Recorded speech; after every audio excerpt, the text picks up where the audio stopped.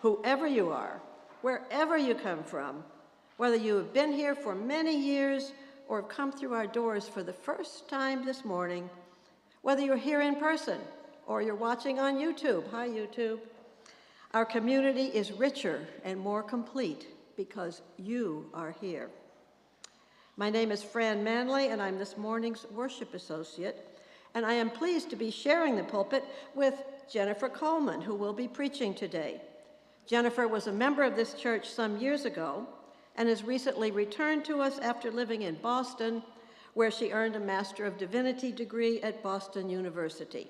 We're glad to have her back and heartily welcome her to our pulpit.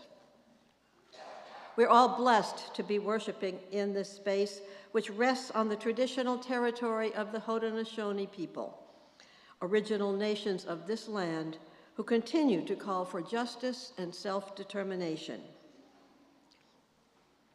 As always, let's take a moment to thank the many people who make a service and a whole Sunday morning like this possible.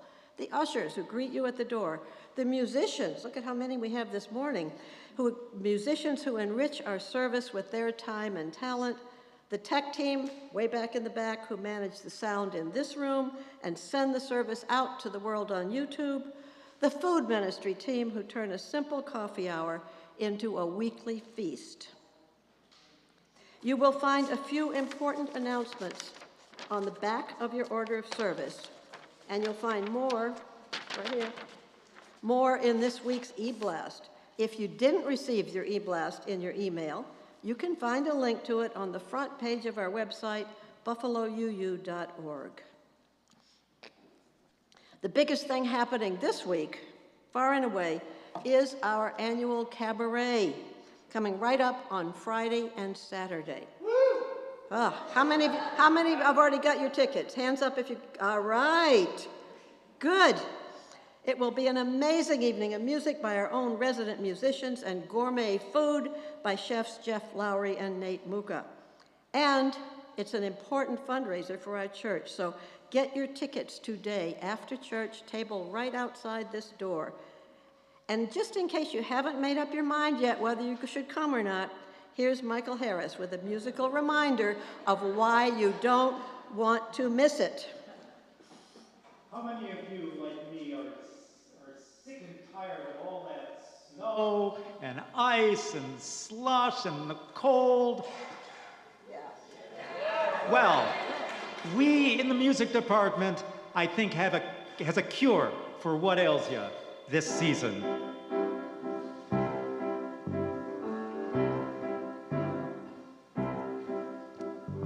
When the winter freeze begins to pall, you need hot jazz, and soon you'll find it sizzling in the parish hall. Some real hot jazz when it seems the world has gone to pot. When you read the news and think you've lost the plot, well, I can recommend a groovin' music spot that's got hot jazz.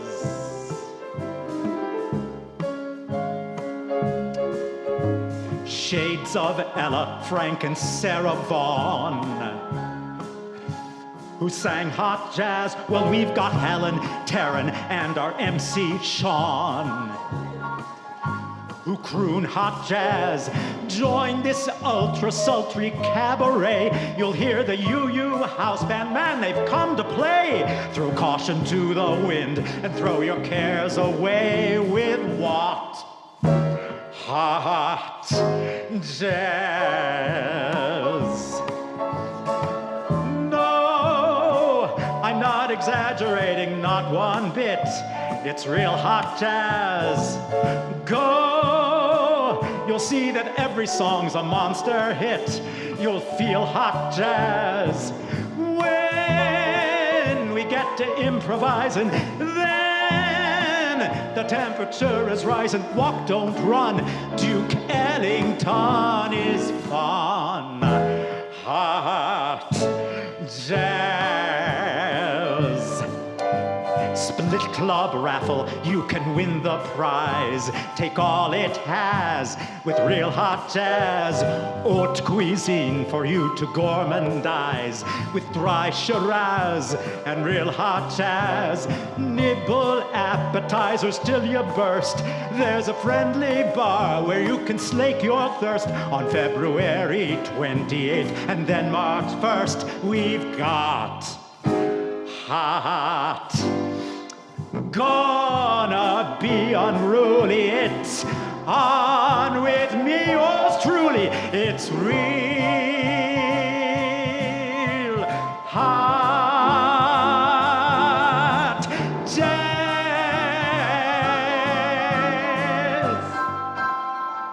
Hot jazz. See you there.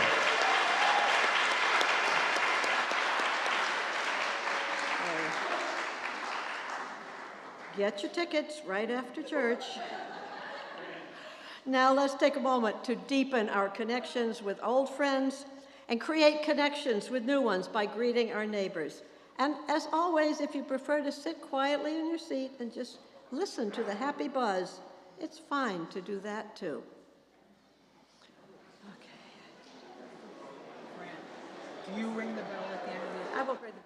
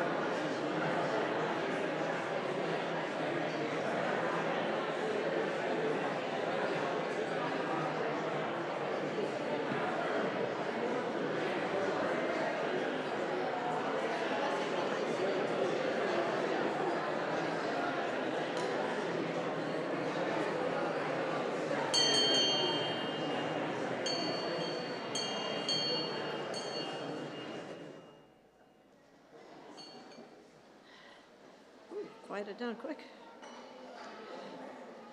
Then you are up next. So,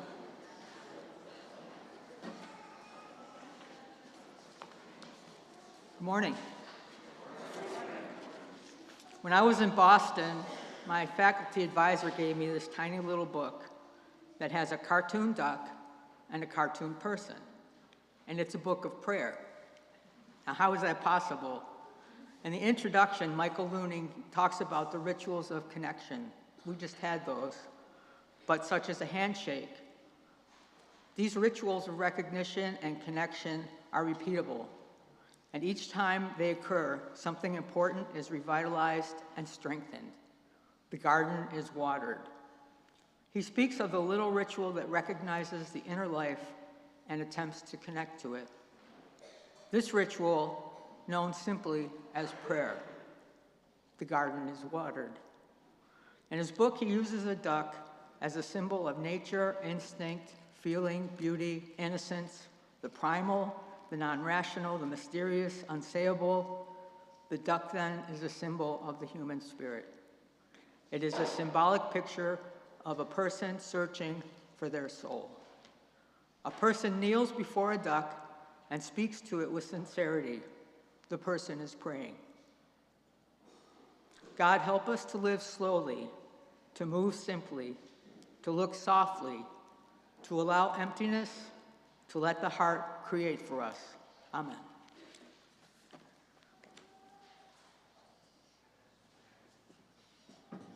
Now I invite you to rise in body or in spirit as we say together our words for lighting the chalice. Yeah, don't forget. Let's say together. We gather in loving community, inspiring one another to transform ourselves to create a more just and compassionate world. And now I invite you to remain standing, if you are standing, and let's join together in singing hymn number 1012 in your teal hymnal.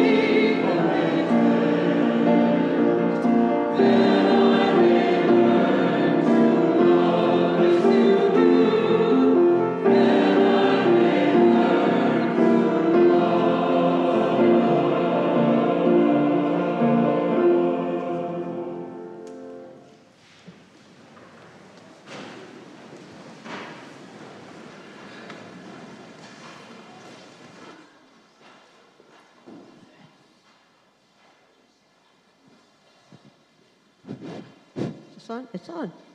All right, I would like to invite the young, and then they're already on the way, all right. The young and the young at heart to come up and share a story with me.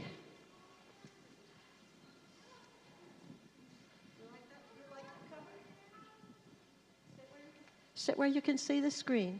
There we go.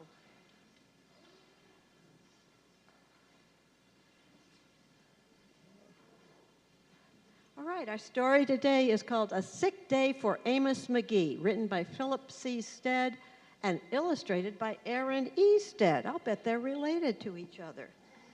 All right. Amos McGee was an early riser. Every morning when the alarm clock clanged, he swung his legs out of bed and swapped his pajamas for a fresh, pressed uniform.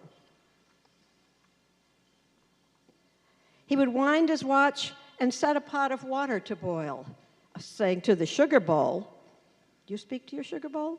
He would say to his sugar bowl, a spoonful for my oatmeal, please, and 2 for my teacup. Belly full and ready for the workday, he would amble out the door. Every day, Amos waited for the number 5 bus. Next stop, City Zoo, the bus driver would call. 6 a.m., right on time, he'd reply. Amos had a lot to do at the zoo, but he always made time to visit his good friends. With the elephant, who thought and thought and thought before making a move. Run races with the tortoise, who never, ever lost.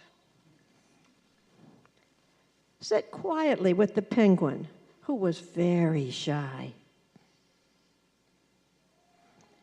Lend a handkerchief to the rhinoceros, who always had a runny nose. And at sunset, read stories to the owl, who was afraid of the dark.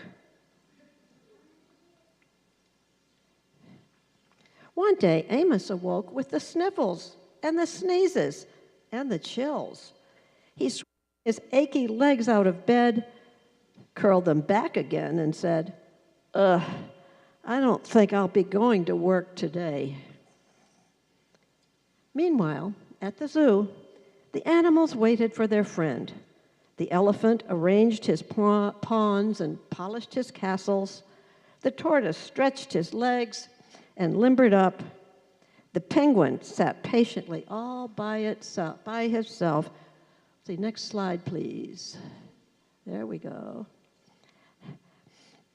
The rhinoceros worried that his allergies were worsening. The owl perched atop a tall stack of storybooks, scratching his head with concern. Where is Amos? The animals wondered. Later that day, there go the animals out of the zoo. Where are they going? Oh, yeah, do you know where they are now? They're at the bus stop. They're at this bus stop.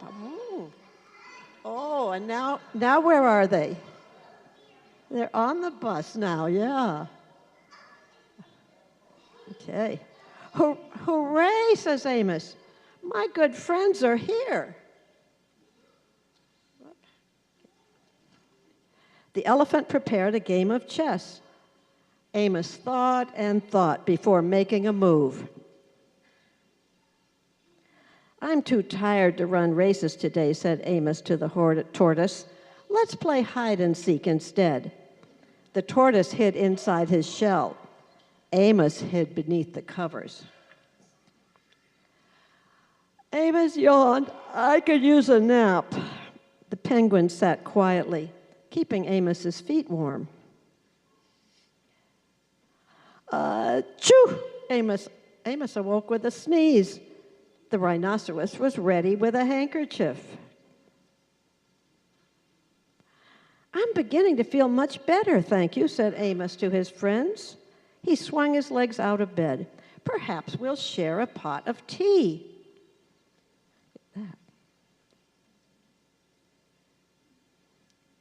Amos wound his alarm clock. It's getting late, he said. After all, we have a morning bus to catch. So Amos said good night to the elephant, good night to the tortoise, good night to the penguin, and good night to the rhinoceros.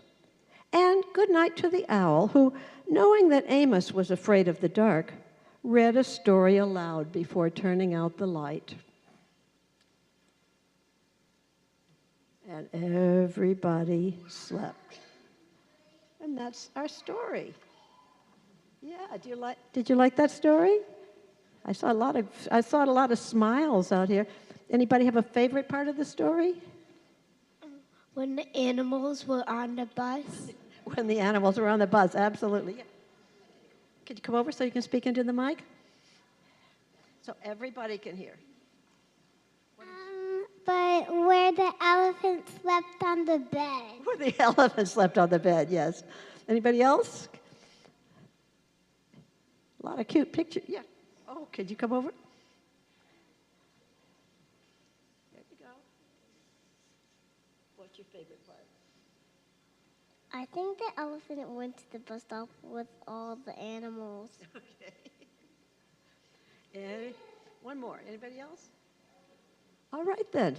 We will sing you to your classes because I'm sure there's something fun waiting for you there.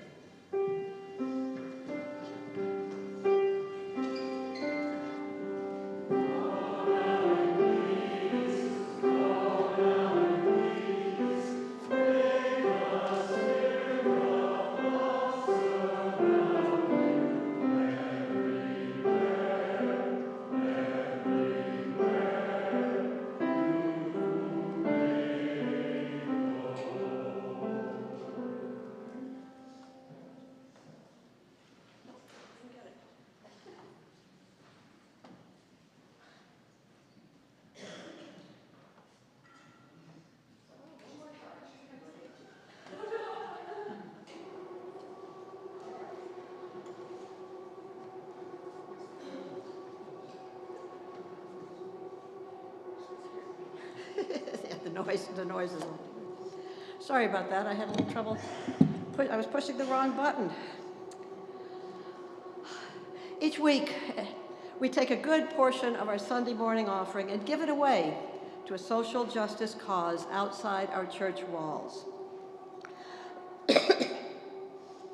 This month, we're supporting the good work of The Foundry. The Foundry is a vibrant, community-based makerspace and business incubator that empowers individuals through education and entrepreneurship.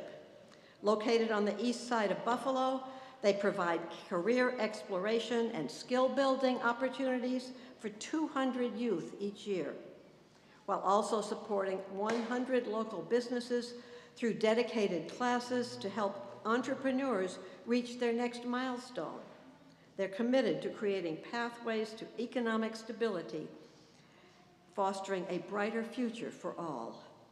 Whether you make your offering in the collection plate, online through the church website, or by setting up an automatic donation with your bank, your generosity enables our church to carry out its mission, to inspire us to transform ourselves, to create a more just and compassionate world.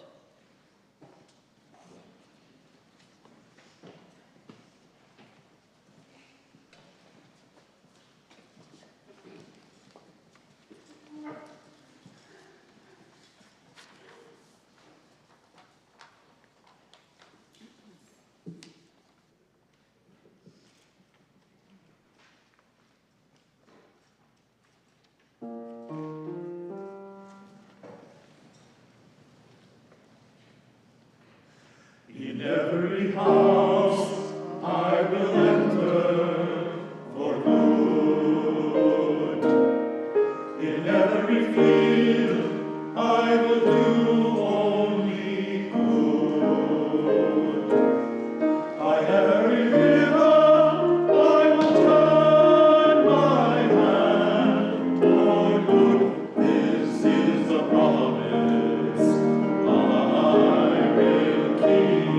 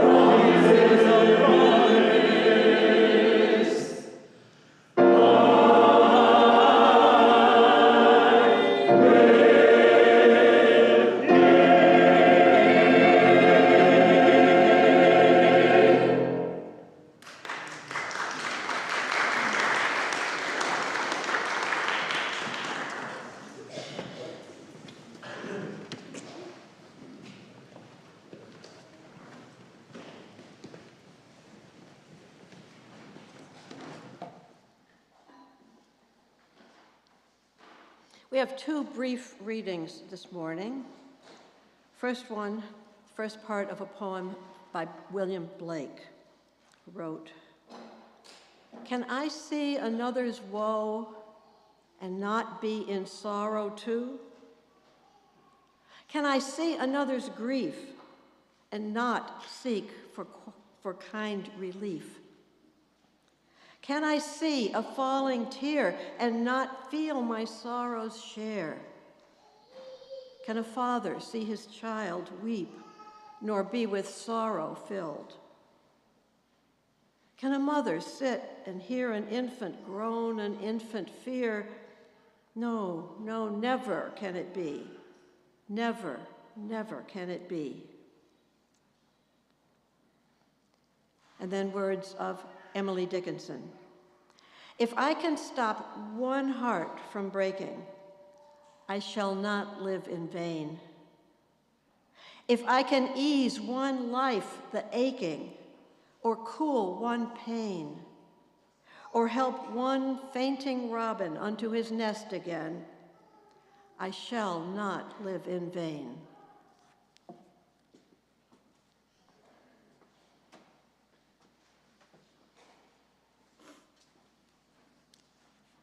The pastoral prayer is again from Michael Looning's Cartoon and Duck book. "Love one another and you will be happy. It's as simple and difficult as that. There is no other way, and the garden is watered. Amen."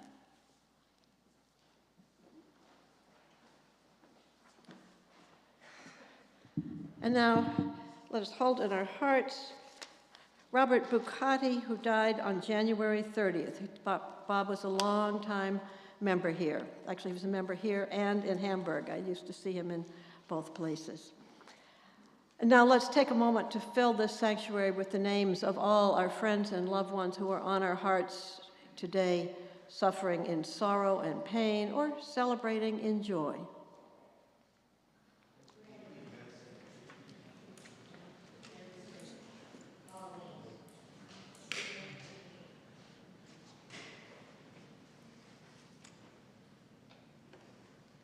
Let us hold all these and all those who are spoken in silence in our hearts as we go our ways today. So be it, blessed be, and let the church say, Amen.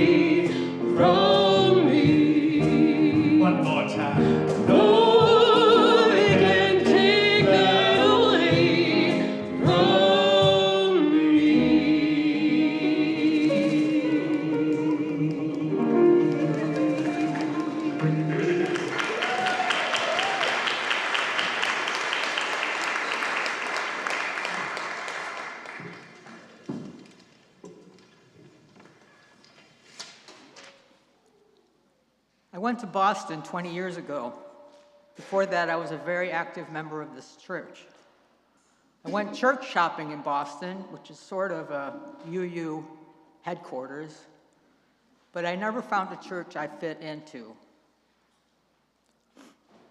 I moved back to Western New York about 1.5 years ago.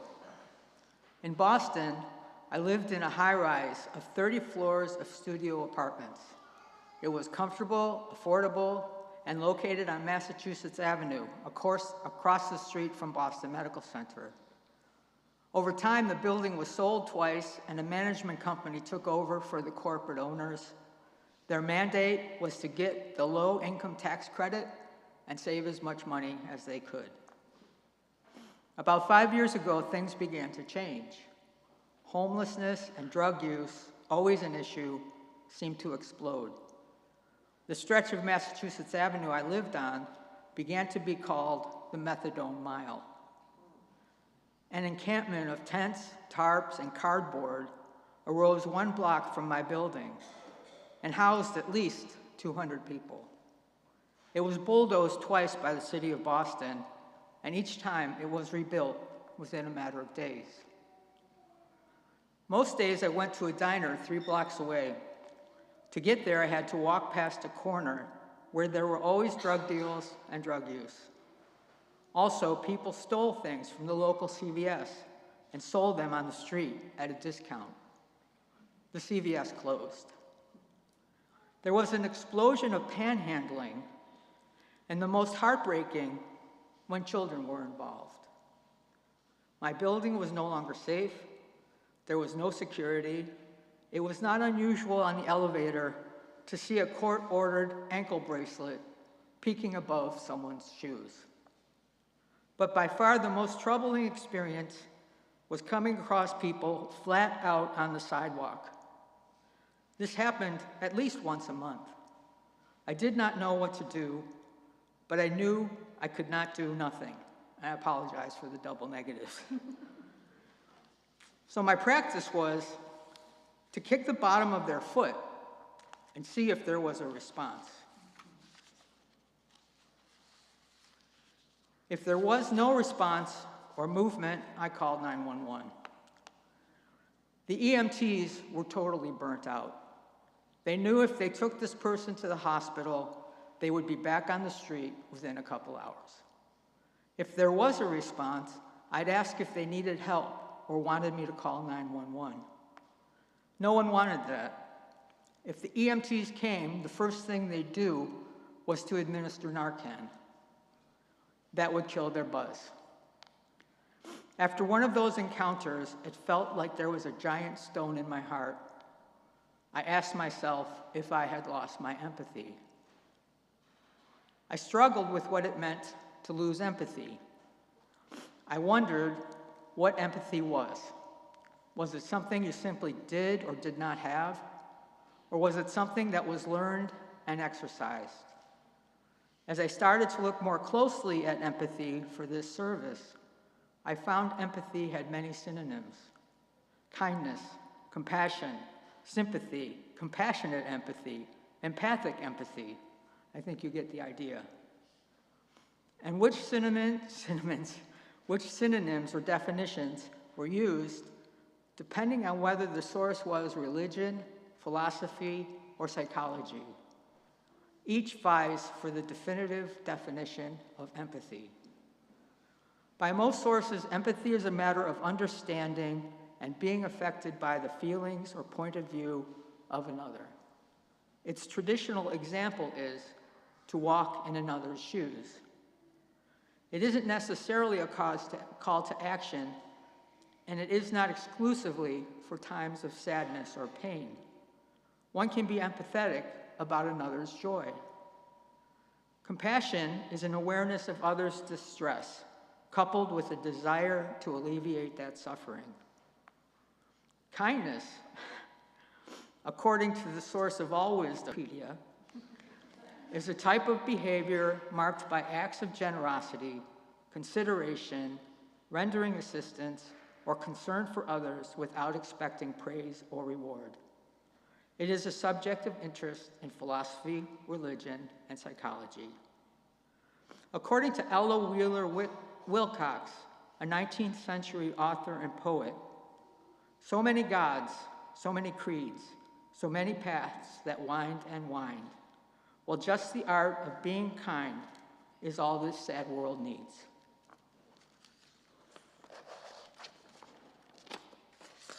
The fact is that the various definitions are more alike than not. The opposite of empathy, compassion, and kindness is apathy. There is a risk to empathy. It's called empathy fatigue.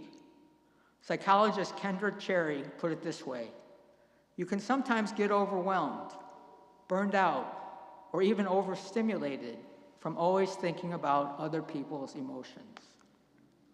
This can lead to empathy fatigue.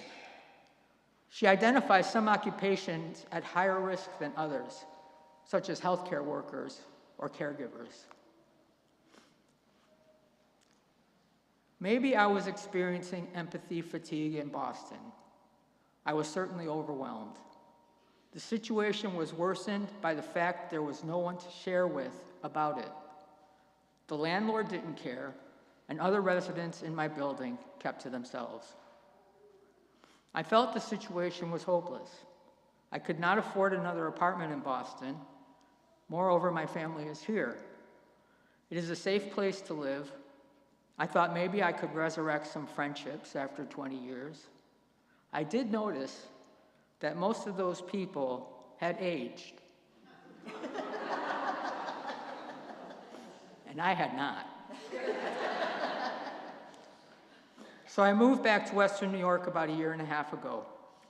I still struggled with the loss of empathy, until one day a homeless man was standing at the drive-through exit at a Tim Hortons. I had my coffee. Without thinking, I put $5 in his paper cup. There was a spark of renewal. Empathy does not seem to be an innate quality, one you either have or you don't. It is learned. As Julian Baker put it this way, we think empathy is innate, but it's not. It's a muscle you're working. As best I could find, she is a musician. There seems to be consensus that children as young as 2 begin to demonstrate empathy. The children's story today is a story of empathy, kindness, and compassion. The animals at the zoo recognized that Amos McGee didn't feel well and needed to stay home. Sorry. In response, his animal friends came to his house and cheered him up. They took care of him.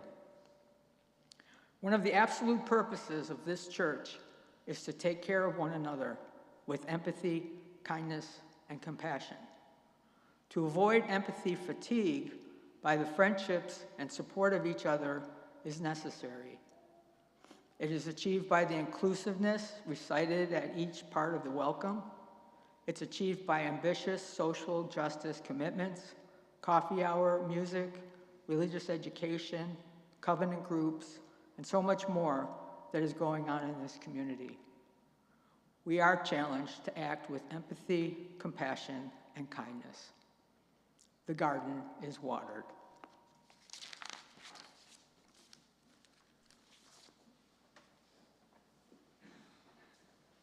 Oh, sorry, I forgot. Please rise as you are able and join us in the hymn number 1021 and your turquoise books.